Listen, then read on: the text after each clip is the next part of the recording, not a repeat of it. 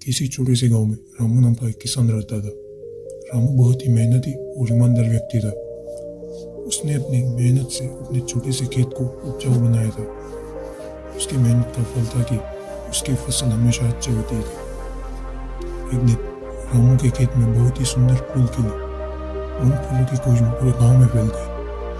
लोग उस खेत की सुंदरता देखने आते और रामू की तारीफ करते। रामू को अपनी मेहनत पर गर्व होने लगा। एक दिन गांव में एक साधु आया।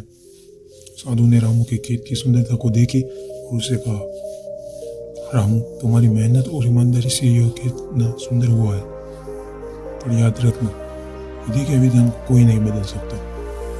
रामू ने साधु की बात सुनी और मन ही मन मुस्कुराया। उसे लगा कि उसकी मेहनत ही सब कुछ है। कुछ महीनों बाद गांव में बहुत ही भयंकर तूफान आया। तूफान ने पूरे गांव को तहस नहस कर दिया। रामू का खेत भी इस तूफान से नहीं बच पाया। उसकी सारी फसल बर्बाद हो गई। रामू बहुत दुखी हुआ और उसे साधु की बात याद आई। रामू ने हिम्मत नहीं हारी। उसने फिर से अपने खेत को संवारने की ठानी। उसने दिन रात मेहनत की, पर इस बार उसकी फसल वैसी नहीं हो पाई जैसी पहले हुआ करती थी। गांव वाले भी उसे पहले जैसा प्रोत्साहित नहीं करते थे। रामू का आत्मविश्वास डगमगाने लगा।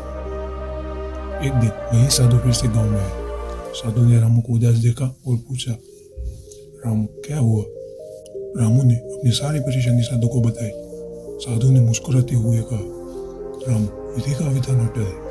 हम उसकी चाल को नहीं समझ सकते, पर यह भी सच है कि ईमानदारी और मेहनत का फल अवश्य मिलता है। रामू ने साधु की बात समझी और फिर से अपने खेत में मेहनत करने लगा। कुछ समय बाद उसकी मेहनत रंग लाई। उसकी फसल फिर से हरी भरी हो गई। रामू ने सीखा कि मेहनत और ईमानदारी का फल देर से ही सही, पर मिलता जरूर है। विधि का विधान तो अटल है, पर हमारी मेहनत और संकल्प शक्ति हमें उससे भी लड़ने की ताकत देती है। इस कहानी से हमें यह सीख मिलती है कि जीवन में चाहे कितनी भी कठिनाइयां क्यों ना आए, हमें अपनी मेहनत और ईमानदारी नहीं छोड़नी चाहिए। विधि का विधान अटल है, पर हमारी संकल्प शक्ति उससे भी बड़ी होती है। इस वीडियो से आपको कुछ भी सीखने को मिला हो तो हमारे इस वीडियो को लाइक और इस चैनल को सब्सक्राइब करना मत भूलिएगा। आपका धन्यवाद।